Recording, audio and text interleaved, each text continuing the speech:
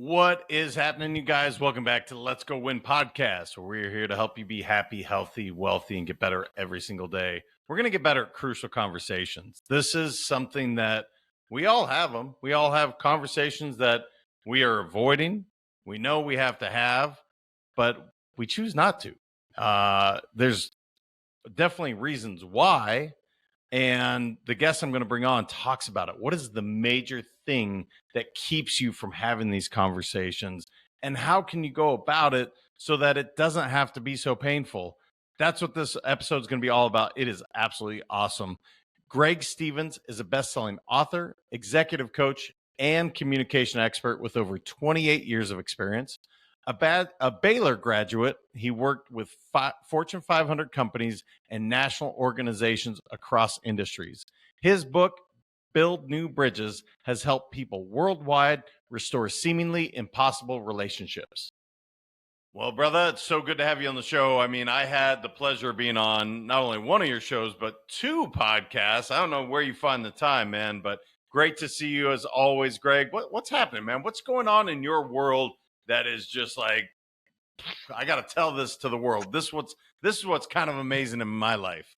Well, JM, thanks for having me on the show today. I really appreciate the friendship we've already started to create, and it's going to be fun having you on a panel discussion with Chris Phillips. That's in January as well, coming up, but it's about half a year away. That's on our panel discussion that we have with my Build New Bridges series. But what's coming up for me right now is, I've been working with executives for years and helping them with difficult conversations, really how to apply those, how to build, be better leaders with those conversations. And I brought on a gentleman named Noah Boughton, and I've been mentoring him. And I just love the energy of younger leaders. And so we decided to I've been put together leadership programs for the last 20 years. We decided to do one where we're focusing on those seniors in college that are really advanced, or people or kids who are in their gap year after college, or maybe their first 2 or 3 years actually out there in the workforce, and their parents want to give them a gift that is going to sustain them for years to come. And we felt like we could create a leadership program using all the things I've done specifically for them, teaching them the things that most executives have problems with today. I figured teach people at that level now, and we're setting up our next generation of leaders to be powerful and people to move their career much further and much faster. That's an incredible gift. I will say, as a parent and as a graduate of college, what an awesome opportunity that would have been to be like coming out and having this under my belt. Because look, college, it serves a lot of purposes, but truly understanding and having that wasn't there. I mean, yeah. you and I both know it. Baylor, great school. You're a graduate from there, but did you learn any of the leadership stuff that you did at college? Where did you, brother? I mean, well, I know a little of your background, but yeah. Why leadership? Why is that so important to you? Well, to me, I got out and loved my job, but I found that certain people made great leaders. That you had good managers. Management and leading are two different things, really. But I found there were some really great leaders. How do you know they're a great leader? You want to follow them. But how many people out there do you really want to follow today? And because leadership, we have a lot of programs and colleges and things like that. They're probably good, but look at our world. Are they churning out excellent leaders? People who really know how to deal with people and influence in a way that people want to follow them, not that they have to because of a title. My friend wrote a book, Mark Carpenter, Lead Like a Person, Not a Position. And it says it all in there. So many people lead from position. And we need people who are inspiring, who have values that follow those values even when it's difficult. But not only that, they know how to communicate. They know how to see a situation, read it, and go in and engage with it at an effective way where it's not costing them later. So often when leaders deal with something, just do it because I said so. As a parent, how well does that work? it actually puts a wall up in the relationship. But what if I was a leader and I understood how to empathize, but I could build a bridge in that person's vision to my vision? That's what a real leader does. They understand how to sell, not to sell, but to connect their vision for other people, what's in it for them, and how it's going to be good for them and the group and what we're doing. But that's so rare now. It's because I do this. We see a lot of leaders that don't have integrity. They're not, their relationship with their word is so terrible. I mean, if a leader says, I'm going to be at a meeting at this time, do they show up at that time? It's important, because people, one of the things I did years ago, I did a leadership program. We had 40 leaders from different companies. We did a week-long leadership program. At the end of that week, people were crying and hugging each other because they'd become so close. But it's pretty interesting, because what I did, we made commitments at the very beginning of the leadership program, and everyone said, okay, I won't leave, a whole list of commitments that everyone agreed to. And then they didn't know at the end of the week, we had listed all the agreements they had broken. And everyone broke some of them. But then we brought them up on the last day, and I said, this is not an I gotcha. This is a self-awareness exercise.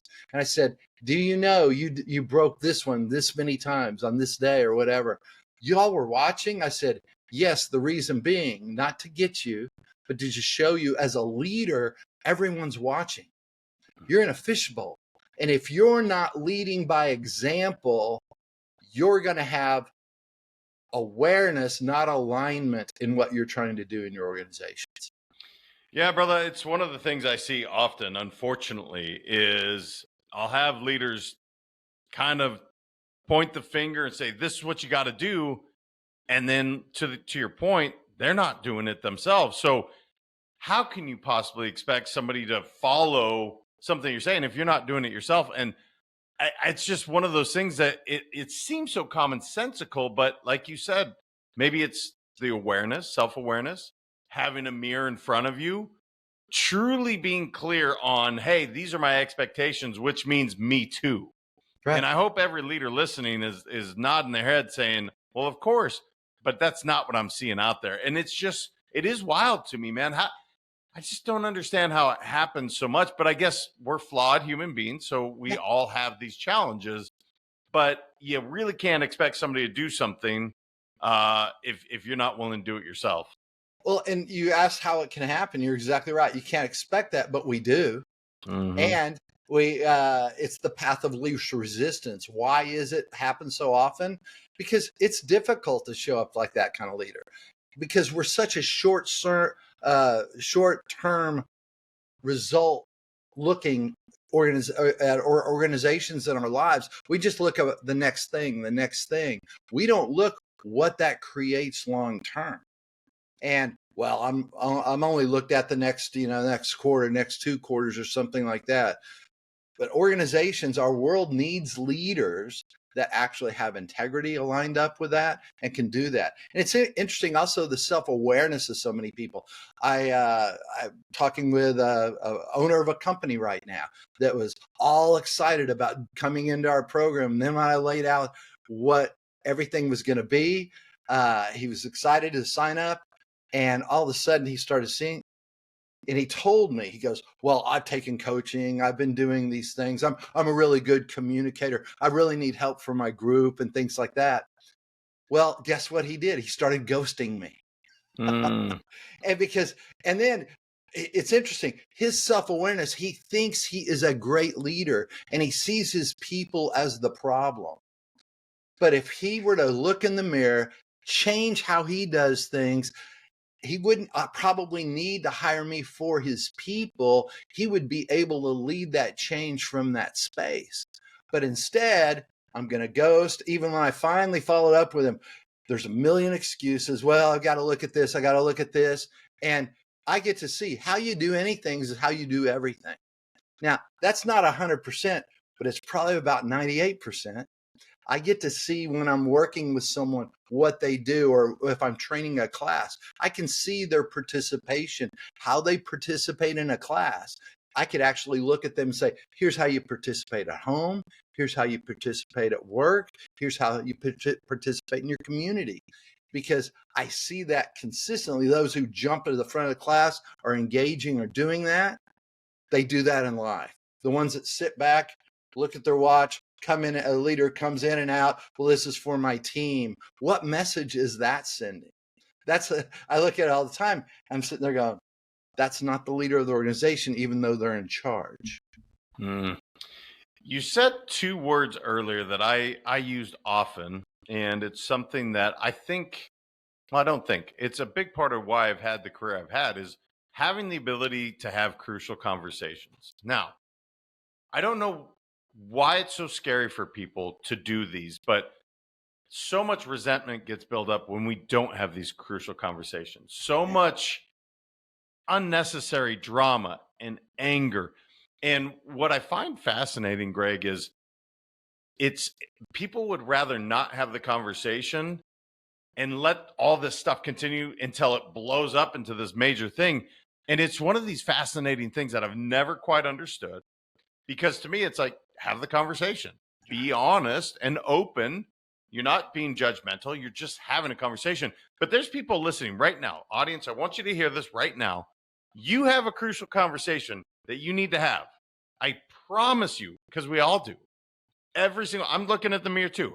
I know I have a crucial conversation I absolutely need to have. And as skilled as I am at it, there is that fear. And I think build new bridges, I think, is a big part of why you wrote the book, right? Mm-hmm. And all your work with the crucial conversation group, that group of authors. Talk to me about that, man. What is it that keeps people from just having an open, honest conversation with people they love? I mean, we're talking about spouses, significant others, brothers and sisters, and sons and daughters. They would rather not have the conversation and have a fractured relationship. And it's just one of those things that I don't quite understand it, even though conceptually I can wrap my brain around it. Yeah. Well, it comes down to one word when you really break it down, question after question after question. It's one thing: fear. Fear always distorts. It gives you a distorted view. So if I'm fearful of the conversation, I have a distorted view of how it's going to go. But in essence, I don't, because typically I've got an experience of why my fear is correct. It didn't go well in the past. And so I bring my past into today and the future, and I actually have a limiting belief that it can't be done. Well, it is impossible. And that's a part of my book, Build New Bridges, The Art of Restoring Impossible Relationships. It's impossible because that limiting belief is the start. I have evidence that I'm right about that. The second thing is that it is also the past relationship, the past conversation had explosive emotions in it. Whether I was yelling or shutting down, that's an explosive. I'm imploding or outploding, exploding. So that's what's happening in that conversation. And both parties don't have the skill sets. One of the things we typically look at is we say, go have the conversation. Well, I don't know how to. All I know when I grew up is my parents, we yelled at each other. You didn't yell at your parents, but my parents yelled at each other. And that's how I learned you push your way. My dad would yell at me, and I'd yell at my sister. That's how I learned how to communicate. But I didn't know the skill set. So when I got out in the real world, didn't want to yell at people because I know that doesn't help your career. So what did I do? I shut up, or I sugarcoated my message. I wouldn't tell people what I really thought. And it wasn't a motivation issue. It was an ability issue. Most people have never been trained. And if they have been trained, I taught thousands of people around the world crucial conversations for 24 years. And people would come say, this is the best class. And then sometimes I'd come back to the same organization and someone would retake the class. Yeah, I forgot everything. That's just it. Even though I took a class, doesn't mean I know how to do it. That's why I put my master teams together, because when we do these things, we take it and begin to apply it. And the application is so different than the theory. We were talking today, I had a master team group, and one of the gentlemen, he had a difficult conversation with his staff. He said, he said, we talk about it here, I understand it, but when I get in it, it goes many different ways. Yeah. And as you practice over and over, you begin to learn the dance of that, how to address this. But we tend not to spend the time on learning that. It's like someone throwing your kid the car keys their first time behind the wheel, say, go drive. They've seen it their entire life. They know how to drive. No, they don't. You stick them out in a field for a little while, or a big parking lot, and then you have them go on side streets. Then you start to eventually they get out on the freeway. But there's intensity there. But guess what? After practice and practice and practice, now I can go out on the freeway and I don't think about those things. I know how to navigate those things, but most of us don't take the time or haven't had a coach or a guide to help us do that. So it's really not just a motivation. It's motivation and it's ability as well. So you've got to teach people how to do these things. Yeah, I mean, just like I say often, it's courage is like a muscle. It grows stronger the more you use it. I'm curious, Greg, through your master classes that you've had, the 24 years, is there a story where you're like, oh my God, thank goodness they took this class. They repaired this relationship. Like I know of moms and daughters that haven't talked for like 10 plus years and more. And it comes down to this, just having that crucial conversation, just being able to put the ego aside and say, what do I really want? I want a relationship with my mom. But I'm curious, what have you seen, brother? Is there one that you're like, oh my gosh, I have to share this? This was so good. Yeah. Well, it's interesting because in my book, the first chapter is about me and my father, but I end the book with a story about a woman who took my class, and she came up to me one day. Typically, we have people working groups on a group of two working on their own conversation throughout when I was teaching Crucial Conversations. Well, she came up to me. She goes, I've got a really tough one. Can I work with you? And I usually don't do that, but something said, do this today. So I said, sure, I'll work with you. And she said, well, I want to have a conversation. And this is a corporate thing, but I say, pick anything. And she goes, well, I need to have a conversation with my ex-mother-in-law. I said, why is that? She said, well, to be honest, I used to love her to death, and we got into a fight. And 2.5 years ago, it was brutal. She said, we were cursing at each other. And I said, you'll never effing see your grandkids again. And I walked off. And she said, I'm ashamed of that. She said, and my kids are asking me about grandmother and things like that. And she said, I need to go clean this up. And I said, great. So we went through, we worked on it, we practiced it. She was all prepared. I said, well, please call me. And she set a date on it. I said, call me when you have the conversation. So I had the date on my calendar. And usually I don't follow up with people. I let them follow up with me. But that date came, no call. A week later, no call. A week later, something said, call her. And I called her. And I said, hey, this is Greg. I taught your class. Yeah. I said, did you have the conversation? And if so, how'd it go? She got real quiet. She said, well, I didn't have it. I said, well, you seem so excited to do it. Can I ask you what changed? And she got real quiet. She goes, well, I said, no, go ahead and say it. She said, well, I was with my friends and they told me you probably had good intentions, but I didn't know anything about the situation, that I gave her bad advice, that she shouldn't go have the conversation. And I stopped and I said, you know what? I said, next time you see your friends, give them a big hug and a kiss, because they care about you.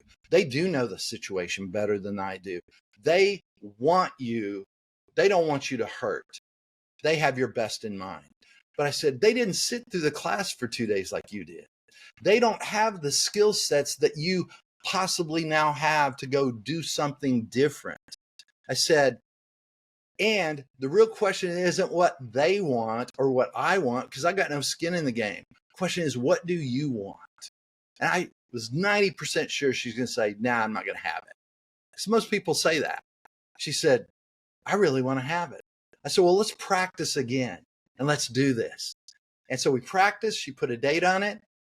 I got an email as soon as it was done. And she went through and she talks about, she said, Greg, it was like you were right there. Everything we practiced, she said, you know what you're talking about. She said, because every time you said she was going to get upset, she did. And I did what we practiced. I got back to my best intent. I laid it out this way. And she said, it was like you were right there with me. She said, at the end, there were tears and hugs. And she said, and I can't believe that this happened through that. She goes, thank you so much. Now I have to go throw up. now, I want you to hear, it was going to be difficult. They're always difficult. But here's what she traded. She traded 2.5 years of peace if she could have had that conversation back then. But she wasn't ready for it. She didn't have the skill sets. When you have a skill set, your confidence goes up. You begin to know what to do.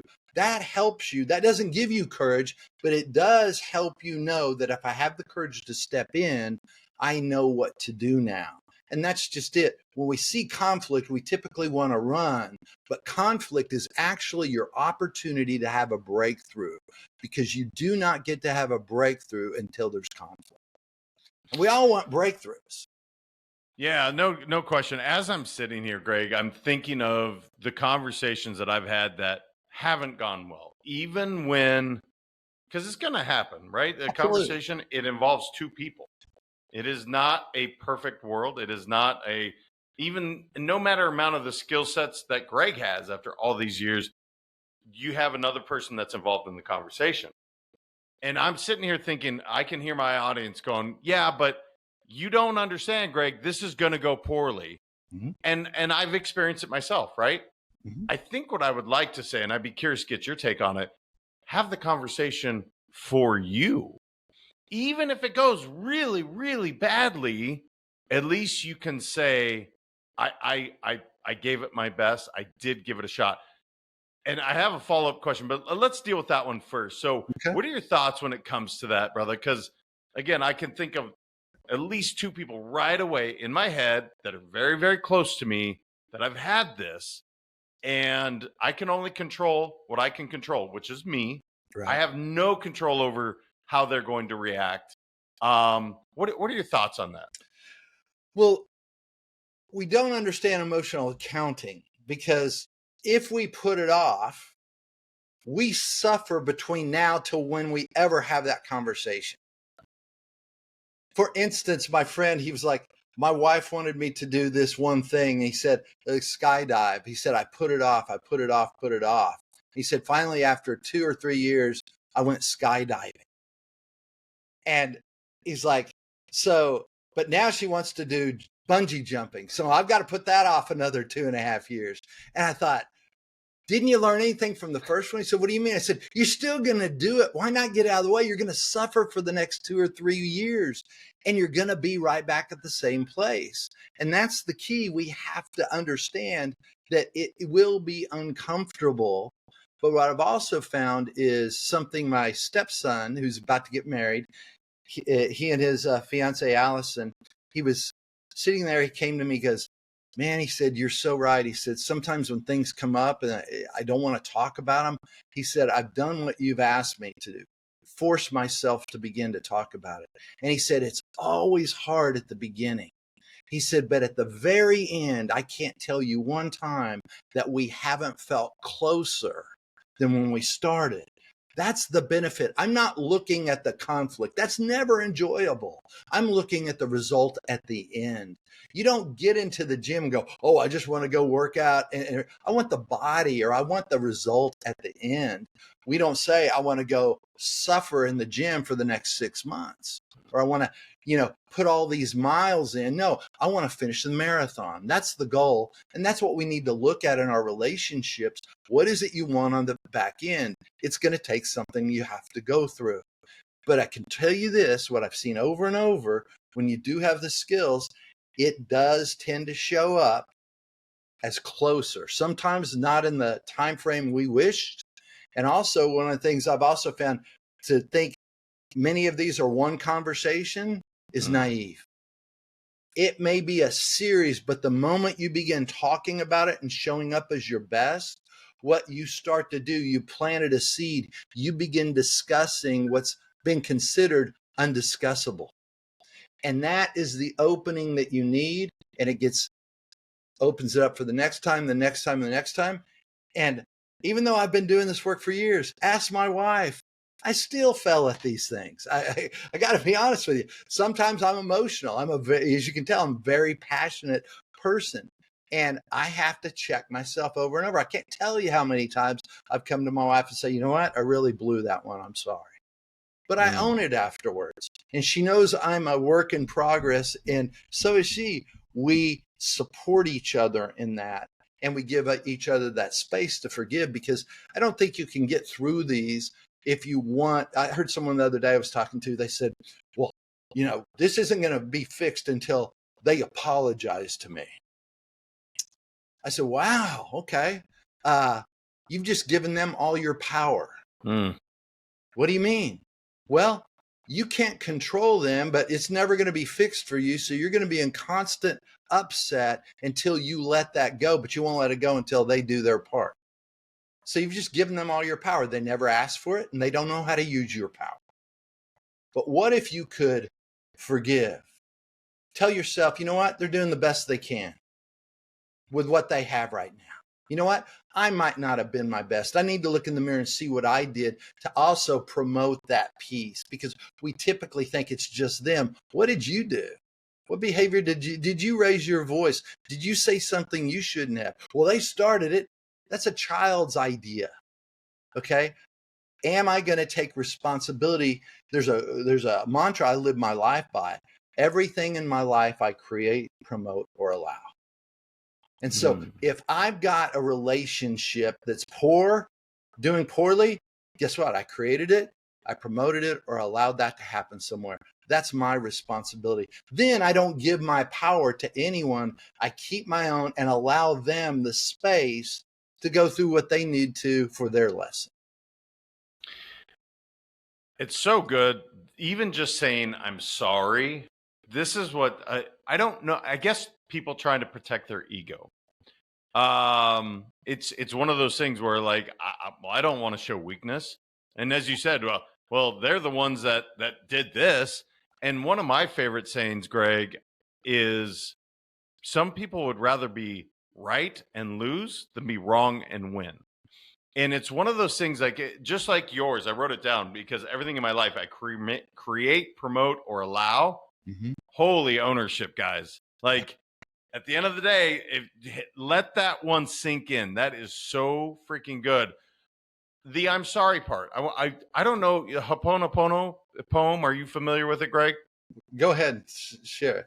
Guys, if I haven't said this to you before, if you want to get out of hot water with your spouse, use it. It's absolutely gold. But it's so simple. I'm sorry. Please forgive me. Thank you. I love you. Simple. When you say it because here's the first thing you say is, you're not defending your actions. I'm sorry.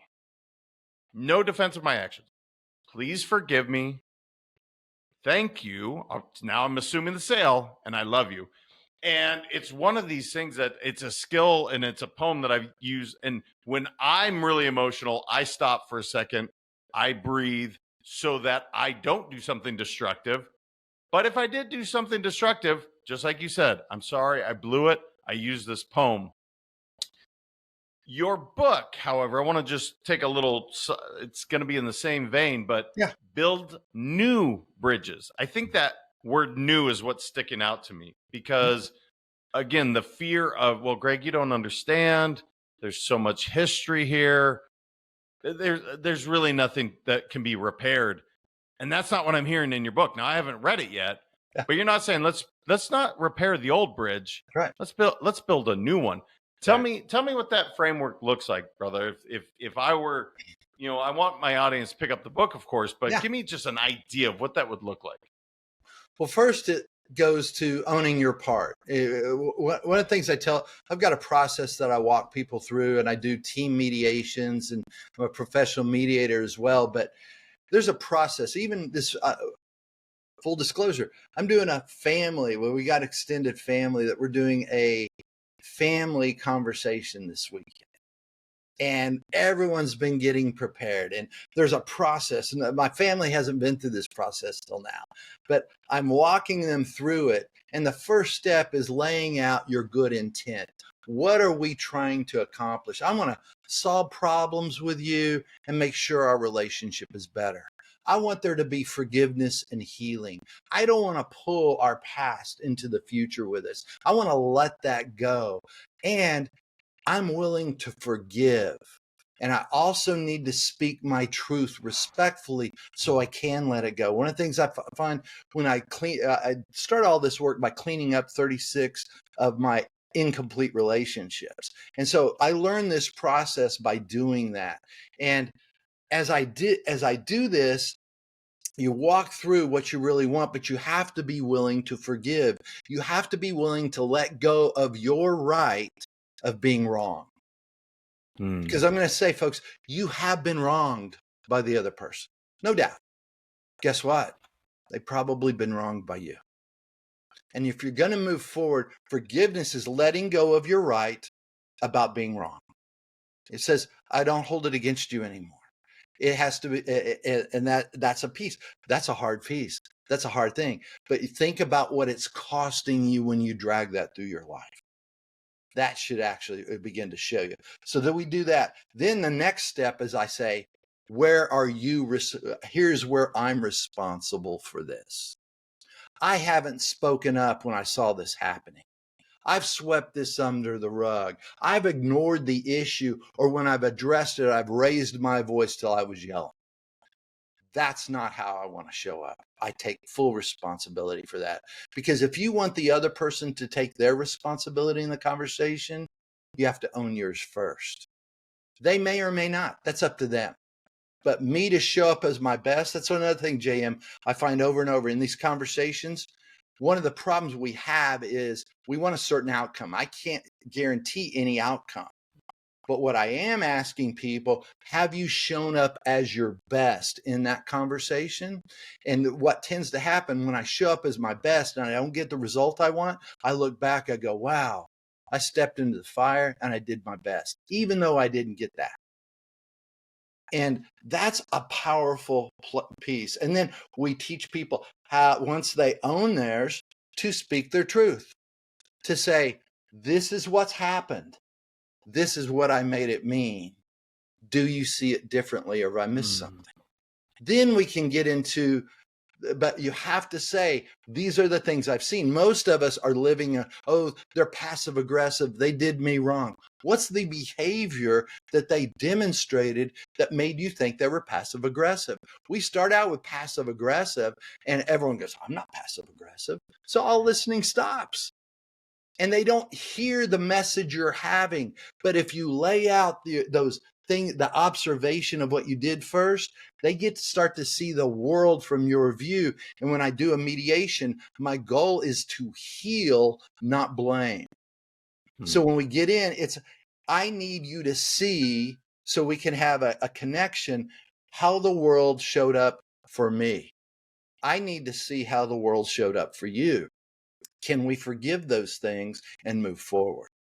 And once we say yes, then let's set agreements up so we don't run into this again.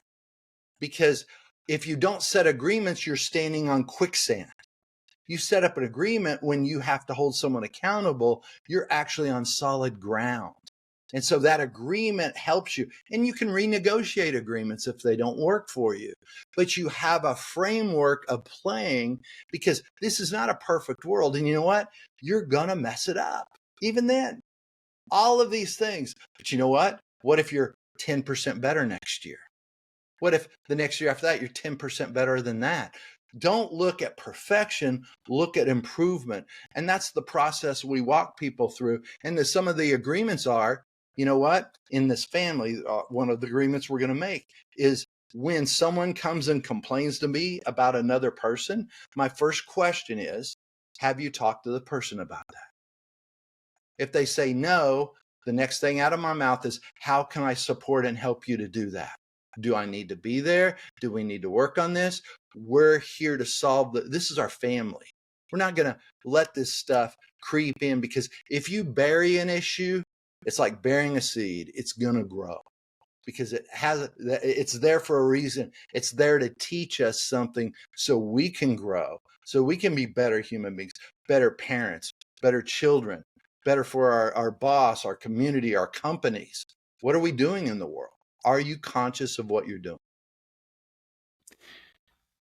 There's so many powerful things in there. One of the things I hope everybody heard is several times he's mentioned really getting your power back, right? Like saying, and I'm paraphrasing for a moment here, I no longer hold that against you, I think is what I heard.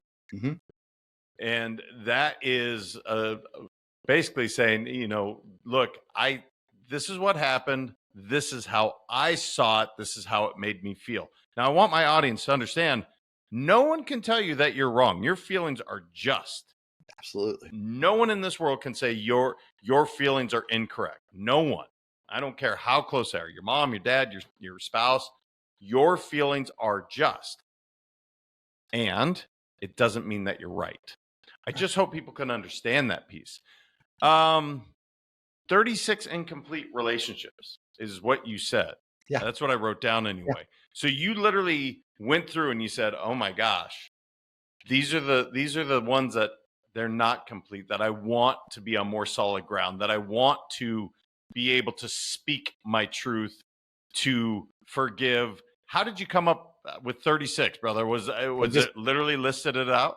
Oh, I listed it out. Yeah, it was a list of 36, and it took me 2.5 years to do it. And some of the conversations were one and done.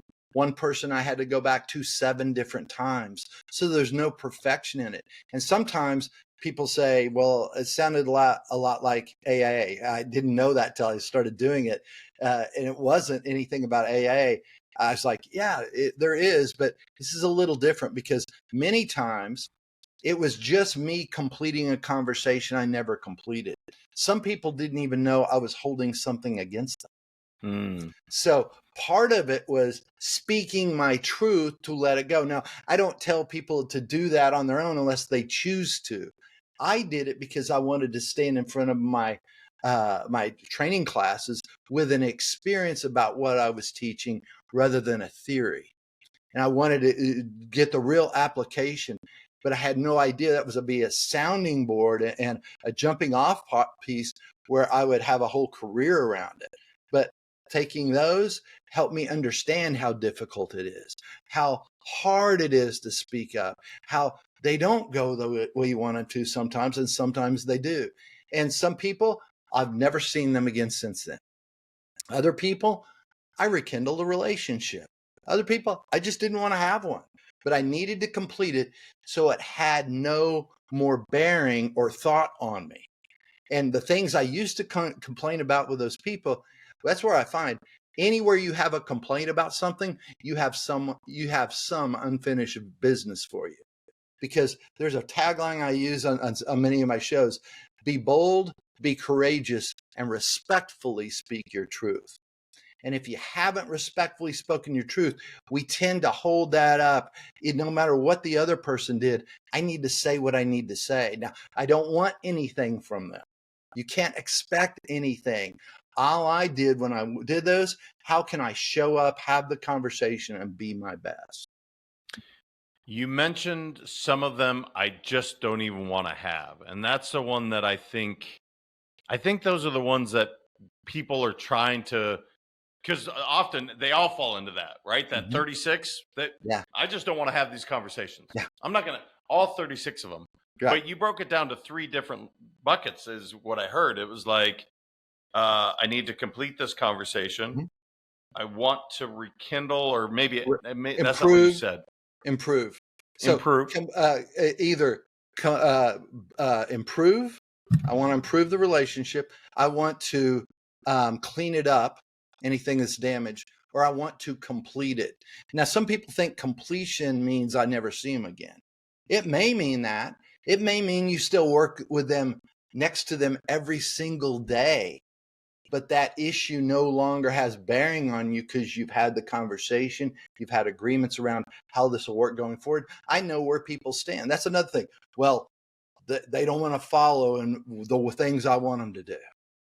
Great, I can't control them, but isn't it valuable information to know where someone stands? I mean, they're not going to, okay, if someone's not going to work with me on this, I'm not going to waste my time over there. I'm going to find a way that works much quicker.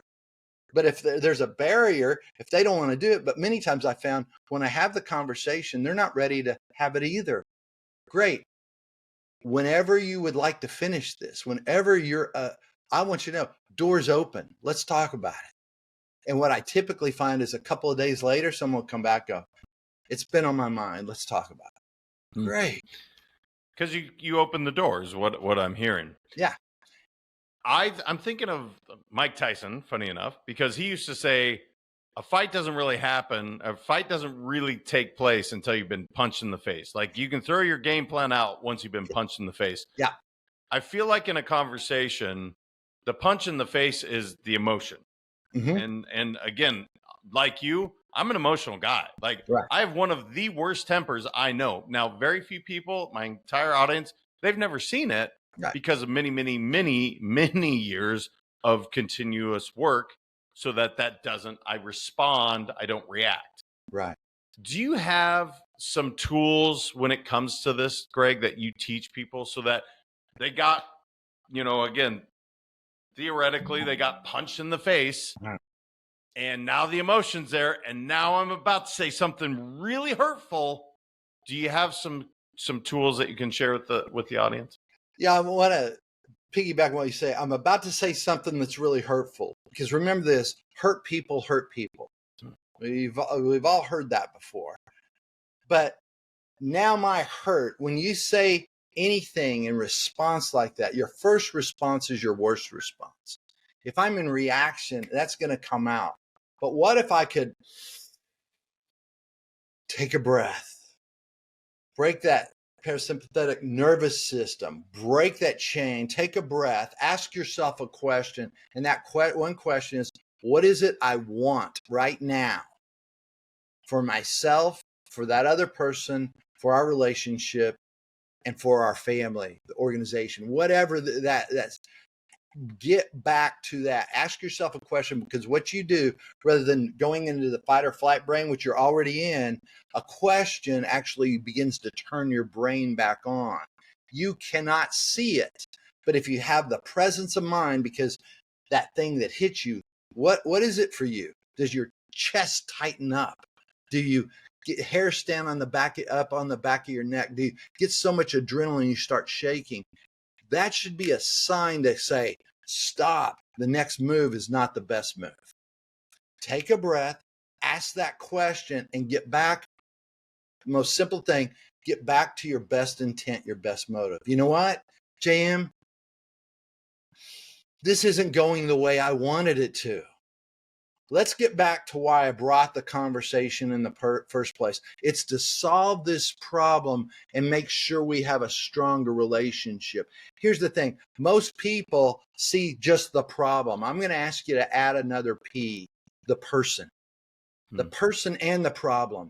Because when you're solving problems, if you're not building the relationship with that person, you're actually putting barriers in for the next project, the next relationship, the next thing that's going on.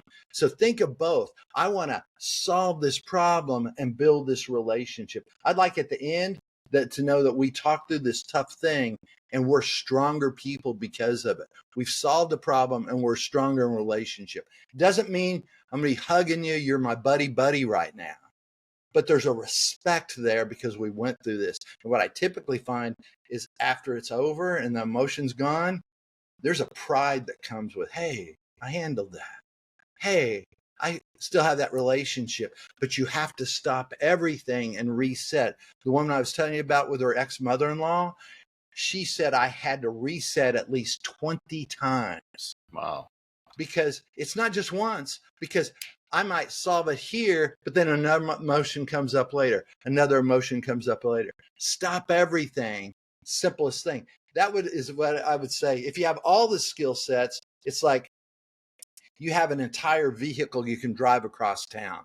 But with that one skill set, you can get from one side of Austin to the other in first gear. That would be the first gear you can go into. Always get back to your best intent, because we typically walk in with really good intent, but when we get attacked, we forget about it. When I get hurt, I'm going to hurt you, or I'm going to avoid you. That's not where I want to go. Tell you what, guys, from a communication standpoint, stating your intent, staying clear on that intent. I mean, that's a masterclass on that. It's so good. Greg, I can't believe it's already been 45 minutes. Brother, what didn't I know enough to ask you? Maybe a quick 1 minute quickie. If there's anything I didn't ask you that you're like, dude, come on, I got to share this. And then also, I'd want my audience to know more about what you're doing, where to find you. So those would be my last two questions. Well, if there's anything I could tell people, don't give up. Keep getting back up, because our relationships are worth it. I think that as human beings, we're made to relate with each other. With our technology, we're always in our phone and looking away, and our mind is in different areas. Even in relationships, we're texting or doing stuff on social media. Folks, you're not in relationship with another person at that moment. You're in relationship with yourself about what's going on over there.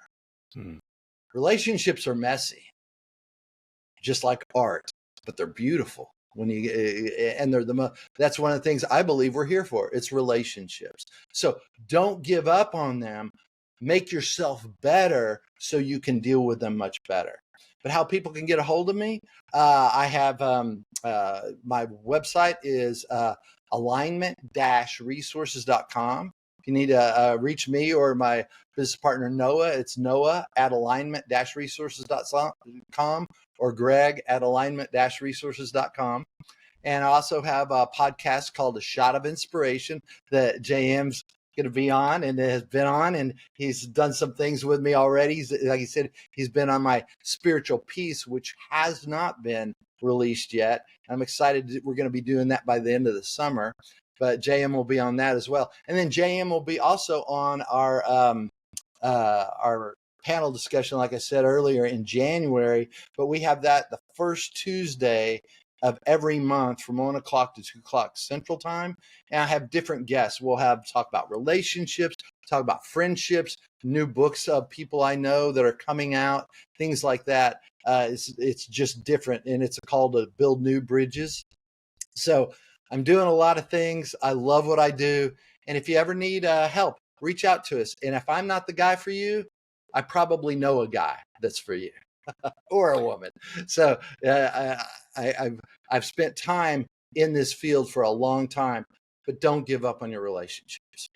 Such good advice, brother. I just appreciate the way you show up, the way you are so authentic. And these are amazingly incredible tools that we all need, because we're always communicating, whether you like it or not, guys. This is a huge part.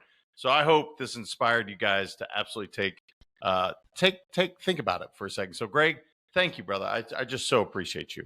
JM, thank you so much for allowing me the opportunity to be here. And everyone, thanks. Keep listening to JM's show. I love it. Well, dang, you guys. I mean, crucial conversations. I told you we're going to dive into it, and that's what we did for 45 plus minutes. And everything Greg kept saying, I just thought was on point. Fear always distorts the truth, and fear distorts what's really happening. That's what's keeping you from having those conversations. I love the name of his book, Build New being the important word, bridges. Because again, maybe you can't repair the old relationship, but maybe you can build a new one that you can start to complete that trust. One of his things that I wrote down, everything in your life, you either create, promote, or allow. And I thought, holy, that is taking absolute ownership. Like you are creating it. So drama's in your life, you're creating it, you're promoting it, or you're allowing it. Or you say, I'm not going to do that. And there were so many good things throughout this. I hope you guys listen to this a couple times because I thought it was awesome. And you know what? Maybe send this to somebody that you want to repair a relationship with. Say, you know what? I was thinking of you. This podcast came up and I thought, let's build a new bridge together. So guys, please share this with people you know, love, and care about, because every one of us has that conversation. As Greg was talking, I know of at least 15 conversations that I'm going to go have, and I think I'm pretty good at it. But I've been holding off, and I'm excited to have that. So until next time, remember, your mindset matters. I appreciate all you guys. Have an amazing rest of your day, and we'll talk to you next week.